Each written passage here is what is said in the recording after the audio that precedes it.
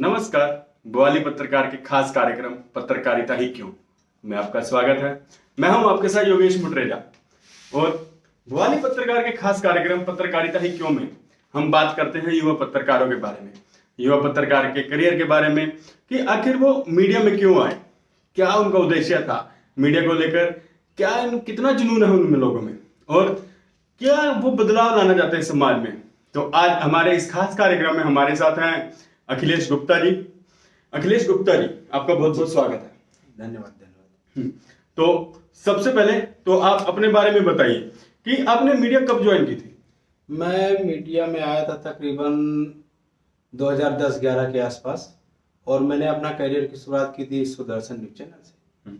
और वहाँ के बाद फिर तो मेरे एक एक करके चैनल बदलते रहे।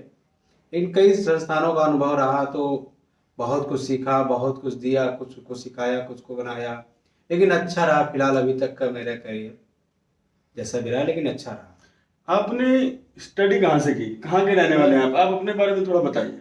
मैं वैसे फतेहपुर डिस्ट्रिक्ट का हूँ, लेकिन मैं यूपी से। यस। ओके। और मैं कानपुर में अभी फिलहाल रह रहा हूँ, मेरा परिवार कानपुर में रह रहा है। और मैंने IIM से दिल्ली से डिप्लोमा किया था। उसके बाद फिर गुरु जम्बेश्वर से मैंने डिग्री भी की। फिर उसके बाद मैं पत्रकारिता जगत में आया। मतलब कि आप मीडिया में आए, क्या सोचा आप, मतलब कि मीडिया में आने के बाद क्या बदलाव ला सकते हैं, समाज में क्या चेंजेस हो सकते हैं, आप ऐसा क्या कुछ करेंगे। नहीं, मैं जब मीडिया में आया तो मैंने सोचा कि गरीब, मजलूम, परेशान लोगों की आवाज़ें उठाएंगे और उठाने के बाद उनको न्याय दिलाएंगे। लेकिन परिस्थितियां बदलती गई, न्याय मिलता भी गया कुछ लोगों को, कुछ लोगों को नहीं मिला। जैसे पहले होता था, एक न्यूज़पेपर के एक छोटे से कॉलम में किसी का कोई खबर छप गई तो उस पर कार्रवाई हो जाती थी। और अब का जो करंटली सिचुएशन है उस पर आप पूरा दिन चैनल में चलाते रहिए, उसके बाद कभी एक दो घटनाओं पर संज्ञान होता है, अन्यथा एसटी चलती रहती है। क्या सोचकर आपने मीडिया ज्वाइन किया था। यही कि बदलाव लाएंगे, लेकिन बदलाव तो दिखा नहीं कुछ। तो मतलब कि कितना बदलाव हुआ, या क्या आपने कोई ऐसा कोई एग्जाम्पल कि आपने कुछ ऐसा बदलाव लाया हो, किसी की हेल्प की हो, या कोई है ऐसा कोई एग्जाम्पल आपके पास। नहीं, ऐसा तो नहीं है, लेकिन ये है कि जैसे किसी गरीब की खबर चला दो या फिर खबर चलाने के बाद फिर उनमें खुशी जो दिखती है, कभी मुलाकात करने जाओ उनसे तो खुशी दिखती है, तो ये होता है कि हमारी मेहनत सार्थक हो गई। मीडिया में बहुत सारे डिपार्टमेंट होते हैं, जैसे कि मीडिया बाहर फील्ड अलग है, जैसे लोग बाहर से देखते हैं वैसा कुछ नहीं है। मीडिया में अब अंदर क्या होता है, आउटपुट डिपार्टमेंट है, इनपुट डिपार्टमेंट है, एडिटिंग है, सोशल है, IT है, PCR है। मतलब कि आप कौन सा फील्ड देखते हैं और क्या कुछ काम होता है आपका। मैं प्रॉपरली रनडाउन पे हूँ और मैं एक रनडाउन प्रोड्यूसर के तौर पे काम करता हूँ। अर्थात मेरे द्वारा ही सारी खबरें फाइनल की जाती हैं और वही खबरें आने और रुक जाती हैं जो मैं डिसाइड करता हूँ। जैसे मुझे कोई ब्रेकिंग लेनी है, किसी खबर पे रिपोर्टर का लाइव लेना है, तो उस सिचुएशन पे रिपोर्टर का लाइव खड़ा कर दिए, वो खबर थोड़ी बड़ी कर दिए, बड़ी करने के बाद उसका असर भी, इम्पैक्ट भी दिखता है। लेकिन अब जो सिचुएशन है, जो करंट स्थितियाँ हैं, उससे खबर चला तो लेते हैं, लेकिन सेटिस्फिकेशन नहीं होता। ऐसा क्यों कि आपको अपना खुद पे काम पे जो आप काम कर रहे हैं उससे सर्टिफिकेशन नहीं, काम से सेटिस्फिकेशन होता है, लेकिन खबरें चलाने के बाद जो एक्शन गवर्नमेंट का होता है वो नहीं होता। तो आप मीडिया में आए, आपने मतलब किसी को अपना आइडल माना होगा, क्या सोच के आप मीडिया में आए कि मेरे को इसकी तरह ही बनना है, ऐसा कोई आइडल है आपका। नहीं, वैसे तो कोई आइडियल नहीं है, बट हमारे एक भैया हैं जिनको कमलाकांत पाल कहते हैं, वो हमारे आइडियल हैं, उनसे हमने काम सीखा है। लेकिन एक आइडियल हमारे ब्रिजेश मिश्रा जी भी हैं, जो कि भारत समाचार है, जहाँ अभी तक हम काम कर रहे थे। और उसके बाद फिर अभी हम फिलहाल नेटवर्क 10 में काम कर रहे हैं। तो वो फिलहाल तो अभी तो करंटली जो सिचुएशन है उसके हिसाब से संजय गोस्वामी जी हमारे आइडियल हैं, क्योंकि जब उनको मैं बोलते देखता हूँ तो कितना कूल माइंड से वो बोलते हैं।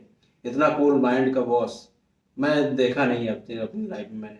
लेकिन ठीक है, रणवीर सर हो गए, या फिर फिलहाल तो मेरे आइडियल जो करेंटली हैं वो संजय गोस्वामी जी हैं। इलेक्ट्रॉनिक मीडिया एक नए तरह का युग है, मानते हैं ये बात? हाँ, बिल्कुल। आप कैसे देखते हैं कि इलेक्ट्रॉनिक मीडिया एक नया युग कैसे है। नहीं, चूंकि पहले क्या होता था, न्यूज़पेपर में अगले दिन खबर छपेगी तो छपेगी, अगले दिन दिखेगी। अब क्या होता है, जैसे कोई घटना घटी, वो घटना क्विक दिख जाती है, तुरंत तत्काल विद इन, मुझे लगता है कोई घटना घटी तो 10 से 15 मिनट में दिख जाती है, ऑन एयर हो जाती है।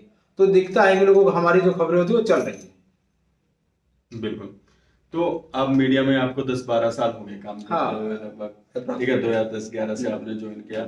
तो आजकल मतलब कि थोड़ा टाइम ही हुआ है जब से मोदी सरकार आई है, हम्म। तो एक गोदी मीडिया चल रहा है।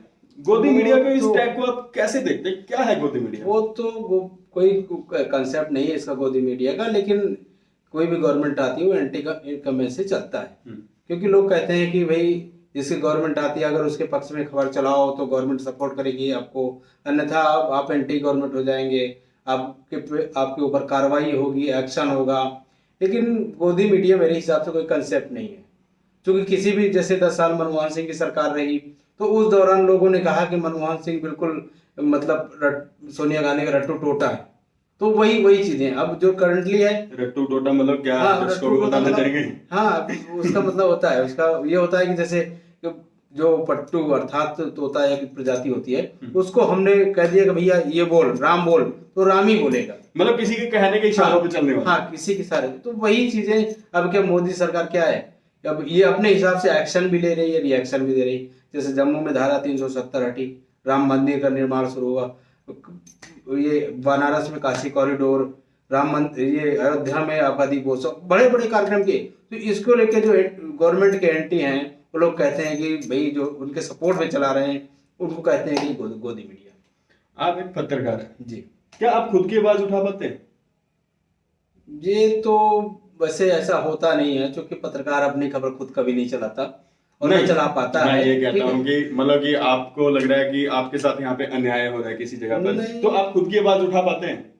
हाँ, वो तो मतलब आप समाज की आवाज उठाते हैं। आपने बोला कि मैं मुस्लिमों की आवाज उठाता हूँ, जो कमजोर वर्ग के हैं उनको न्याय दिलाना चाहता हूँ, लेकिन अगर कभी आपके साथ ऐसा हो रहा हो तो आप नहीं, खुद की आवाज उठा पाते हैं? नहीं, वो ऐसा संभव नहीं, क्योंकि किसी भी संस्थान में आप काम करते हैं तो संस्थान में आप अपनी खबर नहीं चला सकते। अगर वही वही अब एक ये हो जाता है कि एक पत्रकार से बदसलूकी या अभद्रता हुई, वो अन्य चैनल उठा ले तो वो अलग चीज है, ठीक। लेकिन अपने चैनल में वो एक नॉर्मली जैसे खबर के तौर पे वैसे ही चलती है। मीडिया ज्वाइन किए हुए आपको 10 से 12 साल हो गए, बिल्कुल। ठीक है। तो आपको ऐसा लगता है कि मतलब कि मीडिया संस्थानों में ही पत्रकारों का शोषण होता है कहीं, या आपके साथ कभी ऐसा हुआ कि आपके साथ कहीं शोषण हो किसी संस्था में? नहीं, शोषण तो नहीं कह सकते, लेकिन मेरा मानना है कि अगर आप संस्थान जाते हैं तो 8 घंटे 10 घंटे रहते हैं, तो आपको संस्थान एक उसकी एवज में 8-10 घंटे का जो भी आप काम करते हैं उसकी एवज में मंथली के एंड में पैसे देता है। तो जितना आप काम करते हैं, जितना आप जाते हैं, उसका पैसा आपको मिलता है। इसमें शोषण वाली कोई बात नहीं होती। नहीं, आप भाई काम आप नहीं करोगे तो आपको संस्थान नहीं देगा पैसा, काम करोगे तो पैसा कई बार देगा। सुनने में आता है कि मतलब कि 2 महीने 3 महीने संस्थान ने पैसे नहीं, ऐसा नहीं भाई, मतलब कि नहीं, इसमें होता क्या है ना, संस्थान की भी अपनी सिचुएशन होती है, संस्थान मालिकों की भी सिचुएशन होती है। तो इसमें ऐसा कोई फंडा नहीं होता कि शोषण वाला कोई कंसेप्ट ही नहीं है, लेकिन लोगों ने बना दिया है। आजकल सोशल मीडिया बहुत ज्यादा हावी हो रहा है। हाँ, चूंकि तो आपको ऐसा लगता है कि सोशल मीडिया के मतलब कि हैवी होने से इलेक्ट्रॉनिक मीडिया एक तरह से दब रहा है? नहीं, चूंकि इलेक्ट्रॉनिक मीडिया का अपना अलग कंसेप्ट है, सोशल मीडिया का अपना अलग कंसेप्ट है, दोनों अलग चीजें। इलेक्ट्रॉनिक मीडिया जैसे एक दौर था कि न्यूज़पेपर आया, न्यूज़पेपर लोगों में खूब बटा, बिल्कुल, खूब उसकी लोकप्रियता रही। न्यूज चैनल आए, लोकप्रियता अच्छी रही उनकी।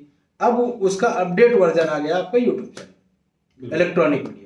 और मतलब यूट्यूब मोस्टली रूप से यूट्यूब चैनल, यूट्यूब ये चैनल कह लीजिए आप, ठीक है। तो वो समय के अनुसार बदलता रहता है, अपडेट वर्जन आता ही रहता है। जैसे एक पुराना पहले चलता था नोकिया का फोन, उससे अपडेट वर्जन आ गया, एंड्रॉयड आ गया, एंड्रॉयड से अब वाईफाई वाला फोन आ गया। तो तमाम चीजें होती है। अब 5G आ गया, 4G 3G 2G ये सब चले, अब 5G आ गया, आने वाले समय में 6G आएगा। तो अपडेशन चलता रहता है।